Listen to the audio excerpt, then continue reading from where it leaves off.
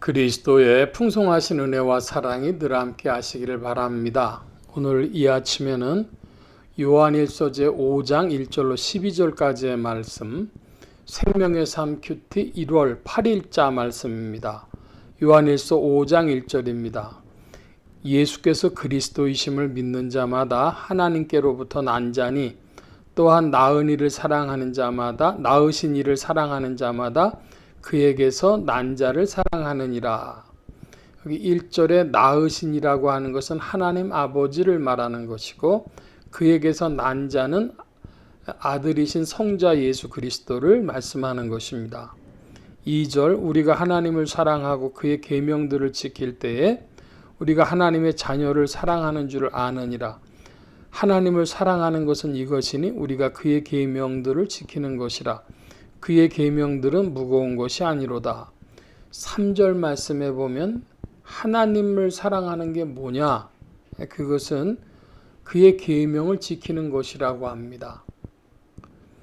우리는 사랑하면 매우 정서적이고 감정적으로 생각을 하기 때문에 이게 무슨 말씀인지 바로 이해된다면 조금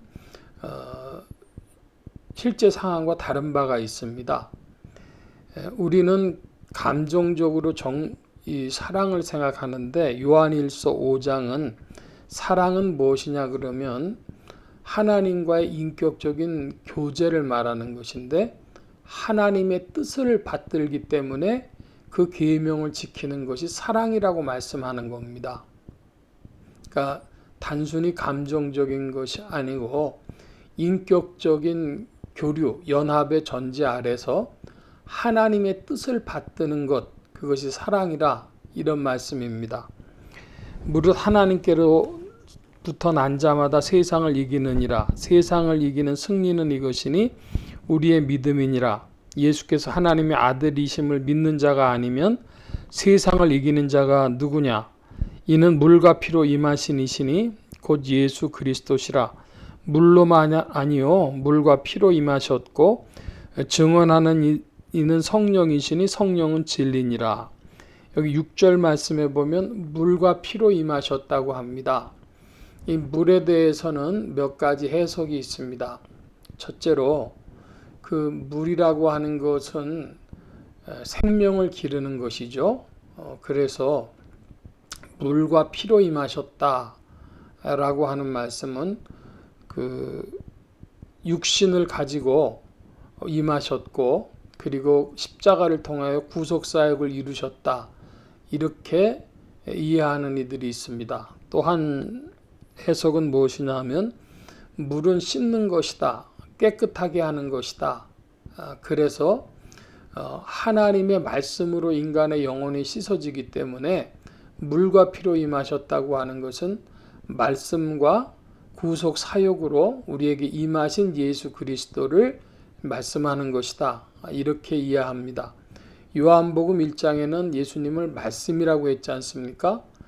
그러니까 말씀이신 예수 그리스도, 십자가를 지신 예수 그리스도, 이 두 가지를 다 합해서 이야기하는 것이고, 이제 7절 말씀을 보면 증언하는 이가 셋이니 성령과 물과 피라. 또한 이 셋은 합하여 하나이니라. 그리스도를 증거하는 것은 무엇이냐? 그러면 물과 피와 성령을 말합니다. 이 셋이 하나라고 합니다. 셋은 합하여 하나다.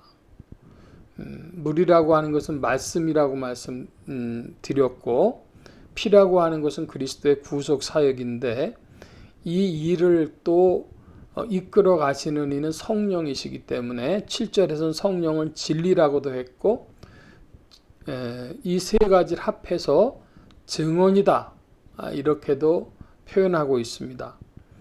조금 그 반복적인 면이 있어서 그 서술의 기법이 조금 우리에게 익숙하지 않은 바가 있는데, 성령과 물과 피, 그것은 예수 그리스도를 증언하는 것이요, 성령과 물과 피는 하나다.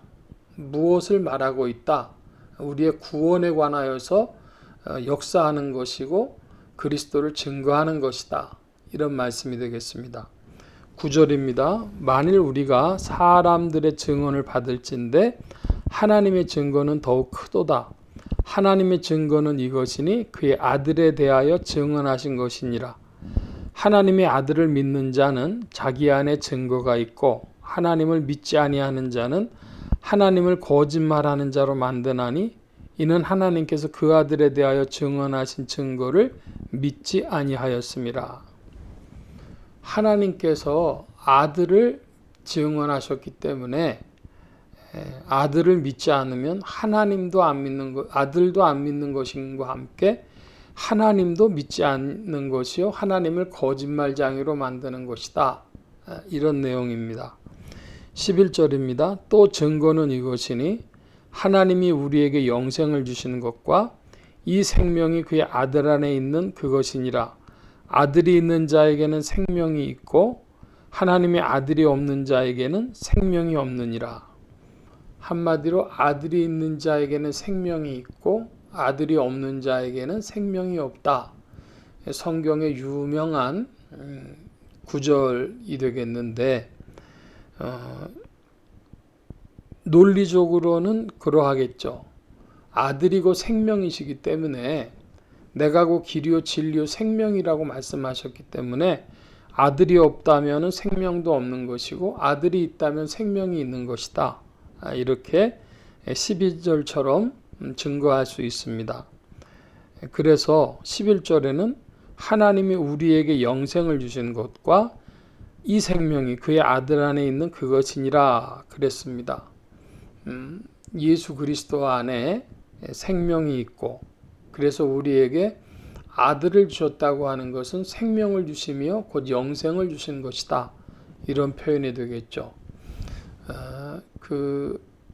요한일서 5장의 말씀은 어떤 전제를 중심으로 계속 돌아가는 것과 마찬가지로 전제되는 이야기에서 계속 파생해서 말씀하고 있는 특별한 수사법을 사용하고 있다고 하겠습니다. 증거다, 셋인데 하나다, 이런 말씀, 아들 안에 생명이 있다, 이런 이야기는 전부 무엇을 말하는 거 아냐 하면은 예수 그리스도를 우리에게 제시하는 것인데 예수 그리스도 안에 생명이 있고 이 생명을 하나님 아버지께서 또 성령께서 물과 피가 전부 다 증언한다 하면서 예수의 그 그리스도이심을 생명이심을 우리에게 전하여 주고 있는 말씀이라 하겠습니다. 세상을 이기는 그 영생 그것은 그리스도 예수 안에 있는데 4절 말씀처럼 세상을 이기는 승리는 이것이니 우리의 믿음이니라 했는데 누구에 대한 믿음이겠습니까? 무엇에 대한 믿음이겠습니까? 그리스도에 대한 믿음이고 그리스도 안에 생명이 있다는 것에 대한 믿음입니다. 그 믿음이 여러분 속에 더욱 역사하기를 축원합니다. 오늘 말씀 여기까지 봅니다. 기도합니다. 만복의 근원 되신 주님 함께하여 주셔서 예수 그리스도를 우리의 믿음이 더욱 알게 하시고 입술로 고백하게 하시고 그리스도 안에 감춰주신 하나님의 생명을 더욱 누려가는 분복을 누리도록 성령님께서 감화 감동하시며 이 모양 저 모양 더욱 이끌어 주옵소서. 주의 돌보심 구하며 감사하며 의지하올 때에 예수 그리스도의 이름으로 기도하옵나이다. 아멘.